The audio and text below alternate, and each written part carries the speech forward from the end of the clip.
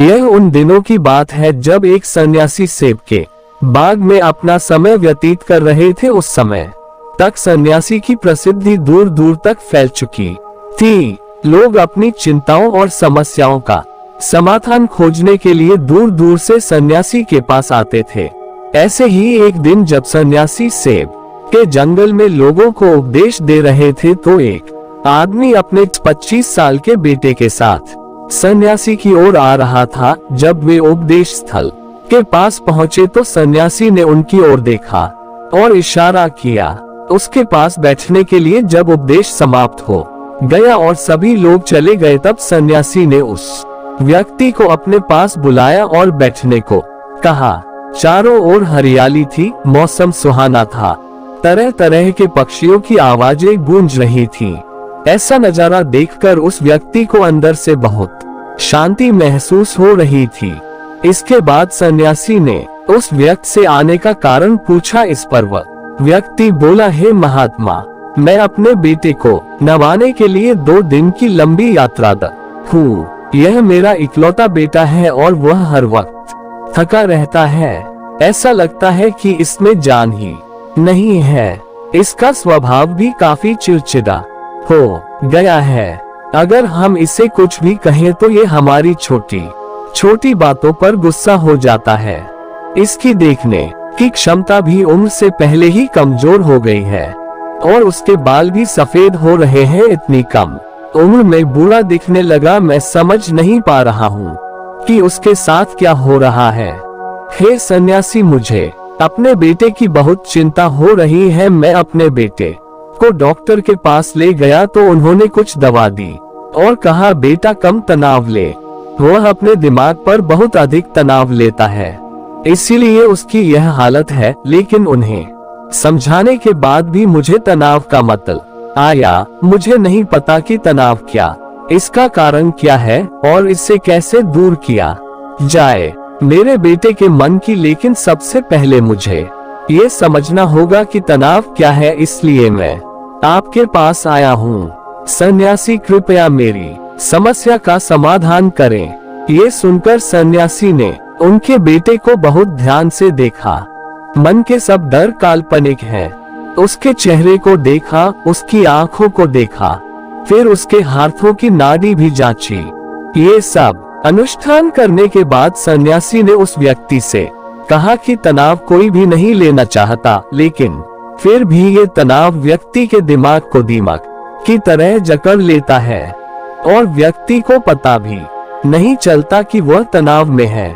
लेकिन अगर व्यक्ति तनाव के कारणों को अच्छे से समझ ले और तनाव के बारे में एक पैमाना बना ले, जिससे उसे पता चल सके कि वह कितना तनावग्रस्त है, तो वह इस समस्या का समाधान भी ढूंढ सकता है। सबसे पहले ये समझ ले कि तनाव क्या है।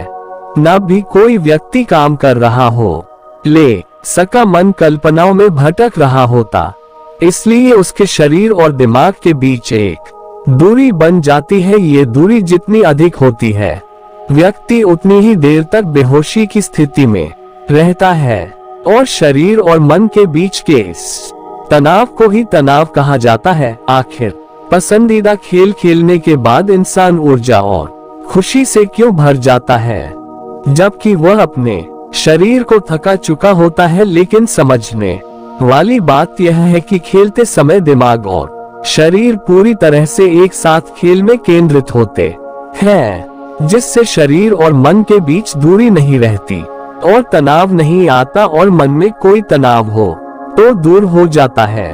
लेकिन इसके विपरीत जब हम कुछ ऐसा करते हैं जो हमें पसंद नहीं है तो हमारा शरीर वह काम तो कर रहा है, लेकिन हमारा मन कहीं दूर कल्पनाओं में भटक रहा है, जिससे शरीर और दिमाग के बीच दूरी पैदा हो जाती है और तनाव पैदा हो जाता है। इसलिए ऐसा करना चाहिए, एक समय में केवल एक ही काम करना चाहिए और अपने शरीर और दिमाग की सारी शक्ति उसी एक काम में लगानी चाहिए। व्यक्ति के अंदर तनाव पैदा न हो। सबसे प्रमुख कारणों में से पहला है अतिमहत्वाकांक्षी होना। महत्वाकांक्षी होना अच्छी बात है, लेकिन क्या आपने कभी गौर किया है कि उस आदमी का एक लक्ष्य कभी पूरा नहीं होता? उसका एक लक्ष्य पूरा नहीं होता कि वह दूसरे की ओर भागने लगता है। अगर दूसरा पूरा हो जाता है तो फिर तीसरे को, और इस प्रकार वह गोल गोल घूमता रहता है अपने जीवन में अपने लक्ष्य को प्राप्त करने के लिए। इसलिए जो व्यक्ति अधिक महत्वाकांक्षी होता है, जो बड़े लक्ष्य निर्धारित करता है, वह कभी भी वर्तमान में नहीं रह सकता। उसका दिमाग हमेशा भविष्य की योजना बनाने में व्यस्त रहता है। उसका शरीर वर्तमान में रहता है लेकिन उसका दिमाग भविष्य में रहता है, जिससे इंसान के शरीर के बीच दूरियां पैदा हो जाती हैं और वह तनावपूर्ण जीवन जीने लगता है। सन्यासी के मुख से यह बात सुनकर लड़के ने सन्यासी से कहा कि इसका मतलब है कि हमें लक्ष्य नहीं बनाना चाहिए, क्योंकि लक्ष्य निर्धारित करना भी महत्वाकांक्षा है। इसी बहाने से सन्यासी ने कहा कि जीवन में लक्ष्य रखना कोई गलत बात नहीं है, लेकिन समस्या तब उत्पन्न होती है जब हम अपना सारा ध्यान उस लक्ष्य को प्राप्त करने के परिणाम पर केंद्रित कर देते हैं। व्यक्ति को वर्तमान में जीना चाहिए, एक लक्ष्य निर्धारित करें और उस लक्ष्य को प्राप्त करने के लिए कड़ी मेहनत करते रहें। लेकिन साथ ही आपको ये भी ज्ञान होना चाहिए कि आप अभी भी वर्तमान में जी रहे हैं और वर्तमान सत्य है। सन्यासी ने आगे कहा कि ईर्ष्या तनाव का एक और बड़ा कारण है। जब कोई व्यक्ति ईर्ष्या से भर जाता है तो उसका मन अंदर सड़ने लगता है। ईर्ष्या एक आंतरिक घाव है, यानी मन का घाव। इंसान के शरीर का घाव तो ठीक हो सकता है लेकिन मन का घाव कभी नहीं भर सकता। इसलिए कभी भी दूसरों की उन्नति और खुशी से ईर्ष्या नहीं करनी चाहिए, क्योंकि ईर्ष्या तनाव का कारण बनती है। इसके बाद सन्यासी ने तनाव का अगला कारण बताया और कहा कि अरुचिकर काम भी मन में तनाव पैदा करता है। जो काम हमें करना पसंद नहीं है उसमें हमारा मन नहीं लग पाएगा। हमारा शरीर वही बैठ जाएगा, लेकिन हमारा मन कल्पना की उड़ान भरता है, जिससे शरीर और माँ के बीच में दूरी पैदा हो जाती है और व्यक्ति तनावग्रस्त हो जाता है। इसलिए व्यक्ति को अपनी रुचि के अनुसार ही कार्य करना चाहिए।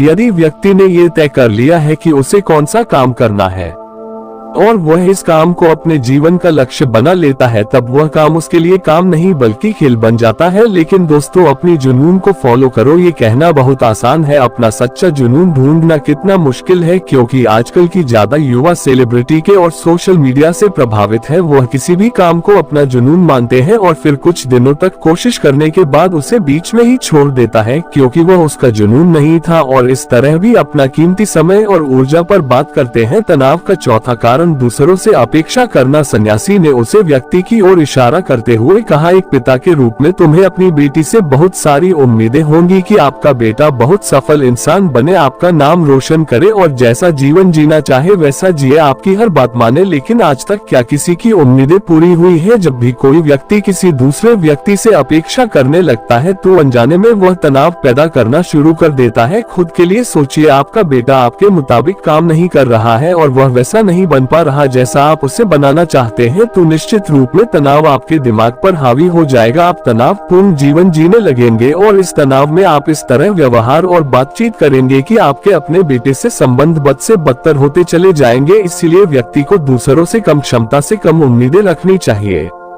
अगर आप तनाव मुक्त रहना चाहते हैं तो दूसरों से उम्मीद करना बंद करें।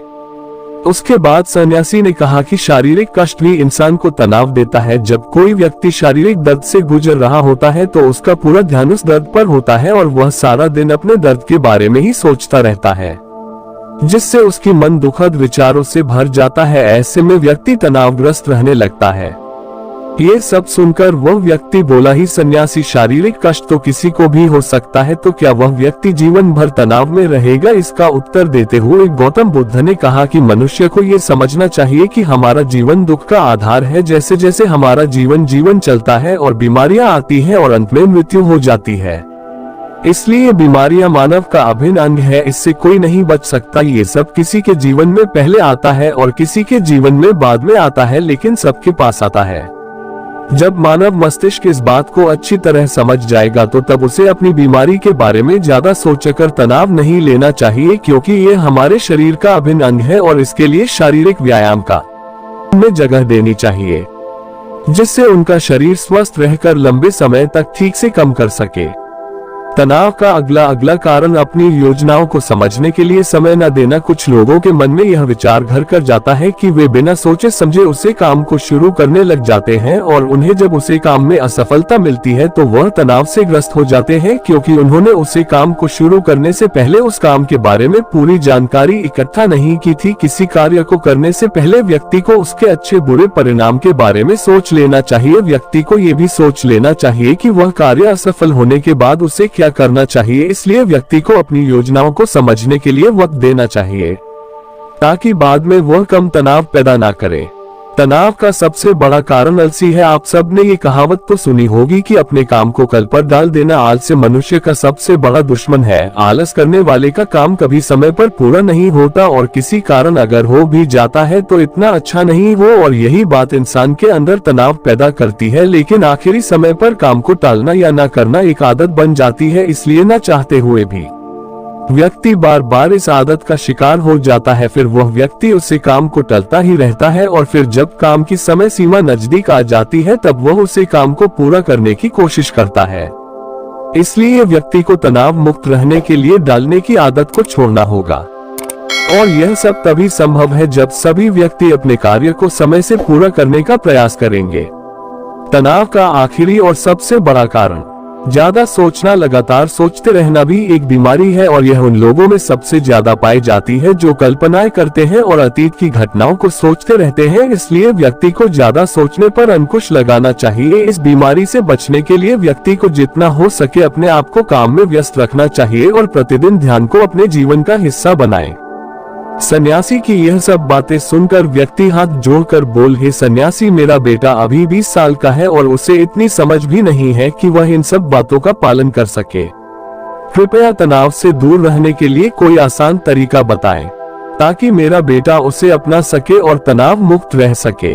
उसे व्यक्ति की वह विनती सुनते हुए सन्यासी ने सोचते हुए उत्तर दिया, अगर आप इतनी सारी बातों का पालन नहीं कर सकते तो इसके लिए एक बहुत ही आसान तरीका है।